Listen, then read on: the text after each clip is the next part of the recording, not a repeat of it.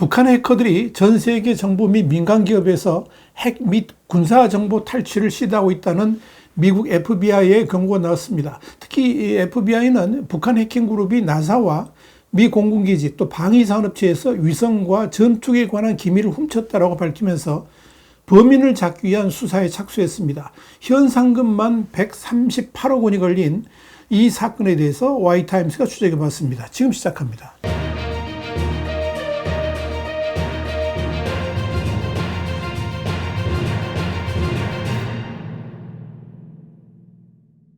영국의 텔레그래프는 26일 이같이 밝히면서 미국 정부는 핵 기밀과 미사일, 잠수함, 드론에 관한 정보 등 미국의 국가안보 자산을 노리는 해커의 신원을 밝히는 정보에 대해서 $10,000,000, 그러니까 138억 원의 포상금을 내걸었다. 이렇게 보도를 했습니다. 미국 국무부는 정의에 대한 보상 프로그램을 통해서 테러 방지, 테러리스트 지도자 체포, 또 미국 안보에 대한 위협 해소 등에 관한 정보를 제공한 사람들에게 보상금을 지급하고 있습니다. 미 국무부는 지난 5월에도 미국 대기업의 위장 취업에서 거액의 돈을 번 북한 정보기술, 그러니까 IT 노동자의 신원 및 위치 관련 정보에 대해서 최대 $500,000,000의 현상금을 거는 등 이 핵과 미사일 프로그램 등에 필요한 자금 조달을 위한 북한의 대북 제재 위반에 대해서 밀착해서 대응을 하고 있습니다. 텔레그래프는 이어서 미국과 영국 당국이 북한의 군사정보기관인 정찰총국이 통제하는 악성 사이버 그룹인 안다리엘의 공격을 받을 수 있는 시설에 대한 공동 지침을 발표했다 그러면서 미국 국무부는 림종혁이라는 이 북한 국적자가 이 그룹과 연계되어 있으며 사이버 공격 자금을 마련하기 위해서 미국 병원과 기타 의료 서비스 제공업체를 해킹하여 몸값을 갈취했다라고 밝혔다. 이렇게 전했습니다. 안다리엘, 오닉스릭과 같은 이름으로 알려진 이 북한 해커 단체가 북한의 군사 및 핵 프로그램을 위해서 국방항공우주 또 핵과 엔지니어링 관련 기관의 기밀을 노리고 있다는 설명입니다.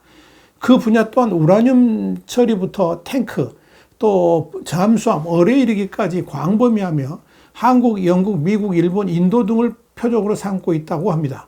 이와 함께 미국 공군기지, 미 항공우주, 그러니까 나사, 또 방위 계약 업체들이 표적이 된 것으로 알려졌습니다. 이와 관련해서 미국 국무부는 이 그룹의 목표는 군사기술을 개발하는 미국 및 외국 방위 계약 업체로부터 정보를 훔치는 것이다. 이렇게 밝혔습니다. 미국 당국이 북한의 해커로 지목된 림종혁에 대한 기소장에 따르면 해커들은 3개월 이상 나사의 컴퓨터 시스템에 접근해서 17GB 이상의 기밀 데이터를 추출했습니다. 또 미시간과 캘리포니아의 방위회사, 텍사스와 조지아의 공군기지의 컴퓨터 시스템에도 접근했다라고 미 당국은 밝혔습니다. 한편 FBI는 북한 해킹 그룹이 사용한 온라인 계정과 함께 $600,000 이상의 수익금을 압수했고 이 돈은 피해자들에게 반환됐거나 반환될 예정이라고 밝혔습니다. 미국 국무부에 따르면 북한 국적의 림종혁이 안다리엘 소속 해커로 활동한 것으로 알려져 있습니다. 림종혁은 이 컴퓨터 해킹과 돈 세탁을 공모한 혐의로 FBI 최고 수배자 명단에 올랐습니다. 림종혁은 랜섬웨어 소프트웨어를 사용해서 미국 병원, 의료회사 컴퓨터 등을 침입한 뒤에 금전을 간취했습니다. 해당 수익금은 사이버 해킹을 고도하기 위해서 인터넷 서버를 추가 구매하는데 일부 활용됐습니다. 림종혁은 평양 및 신의주에 있는 군 정보기관 사무실에서 근무한 적이 있고 북한에 체류하고 있는 것으로 알려졌습니다. 평양과 신의주를 기반으로 두고 있는 북한 정찰총국 3국 산하 국가배후 해킹 조직인 안다리엘 그룹은 최근 몇 달 동안에 미국과 영국 법집행기관에 의해서 적발된 북한 또는 중국과 연계된 여러 해외 해킹 조직 중 하나입니다. 이와 별개로 FBI는 한국, 영국 등과 함께 안다리엘에 대한 사이버 보안 경고를 발표했습니다. 이에 따라 우리 국가정보원 산하의 국가사이버안보센터도 이날 미국, 영국과 함께 합동으로 합동 사이버 보안 공고문을 공개해서 북한 안다리엘의 해킹 활동을 소개했습니다. 공고문에는 이 FBI를 비롯해가지고 미국 사이버사령부, 또 미국 사이버 인프라 보안청, 미국 국방사이버범죄센터, 미국 국가안보국, 영국 국가사이버안보센터가 참여를 했습니다. 국정원과 대한민국 경찰청도 이름을 올렸습니다. 공고문은 안다리엘 해킹 조직은 주로 정권 군사 및 핵무기 개발을 위해서 방산, 항공우주, 해양 등 공학기관들을 대상으로 민감 기술 및 지적 재산을 절취한다 그러면서 정찰총국 3국 공격자는 미국 의료기관을 대상으로 랜섬웨어를 유포해서 첩보 활동에 자금을 지원했다. 이렇게 강조했습니다. 공고문에 따르면 이 안다리엘의 다른 이름은 오닉슬릿, 또 다크소울, 사일런트 천리마, 스톰프라이 등이 있습니다. 공고문에 참여한 기관들은 미국과 한국을 겨냥한 파괴적 공격에서 전문화된 이 사이버 첩보 활동과 랜섬웨어 활동으로 진화했다. 이렇게 평가를 했습니다. 세계 최대 인터넷 검색 기업인 구글 산하의 사이버 보안 업체인 맨디언트도 26일 공개한 보고서를 통해서 안다리엘, 분류명 APT45가 적어도 2009년부터 전 세계적으로 스파이 활동을 벌였다라고 지적을 했습니다. 이번 보고서 작성에 참여한 마이클 반하트 맨디언트 수석 분석가는 26일 VOA에 APT45, 즉 안다리엘은 전통적인 정보 탈취 해킹과 금전적 동기 해킹을 동시에 수행하는 독특한 위협 그룹이라고 말했습니다. 특히 정보를 탈취한 뒤에 이를 랜섬웨어 공격에 활용을 하고 여기서 얻은 금전적 이득을 다시 정보 탈취에 활용하는 방식을 취했다라고 지적을 했습니다.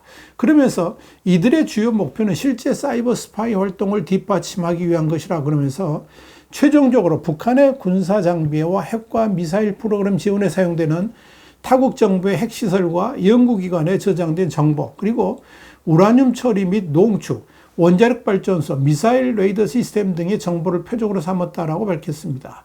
바나트 수석 분석가는 이어서 APT45는 지금까지 우리가 봐왔던 다른 북한 해킹 조직과는 다른 움직임을 보여주는 것이 특징이라 그러면서 정보 탈취를 매개로 금전적 이득을 취하고 이를 다시 정보 취득에 활용하며 궁극적으로는 정권을 위한 핵과 미사일 개발 역량 진전을 지원하고 있다는 점을 주목해야 된다. 이렇게 말했습니다. 그러면서 이것이 바로 미국과 한국, 영국의 정보기관들이 이 같은 활동에 주목하고 경고하는 이유이며 앞으로도 더 많은 국가기관과 민간 보안 기업이 협력해서 이 같은 사이버 위협에 경종을 울려한다. 이렇게 강조를 했습니다.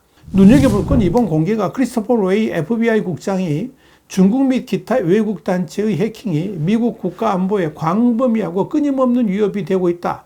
이렇게 밝힌 이후에 나왔다는 점입니다. 이와 관련해서 영국 MI5의 켄 맥컬럼 국장은 작년에 자신의 기관이 지난 3년 동안 중국 활동에 대한 업무를 2배 이상 늘렸으며 다시 2배로 늘릴 것이라고 말했습니다. 그만큼 중국으로부터 해킹 위협도 강력해지고 있다는 것입니다. 지난 25일 FBI와 영국 정부통신본부, 그러니까 GCHQ 산하의 국립사이버안보센터 NCSC가 발표한 브리핑 노트에 따르면 북한 해커들은 평양과 신우주에 기반을 두고 있고 방위 계약업체와 의료 서비스 제공업체가 사용하는 소프트웨어의 알려진 취약점을 악용해서 회사 소유의 컴퓨터 시스템에 액세스할 수가 있었습니다. FBI와 NCSC는 핵, 국방, 항공우주 및 엔지니어링 분야의 광범위한 표적 목록을 공개했습니다. 해커들은 전투기, 미사일, 위성, 조선, 우라늄 농축 및 원자력 발전소와 관련된 기밀을 훔치려고 시도를 한 것으로 확인됐습니다.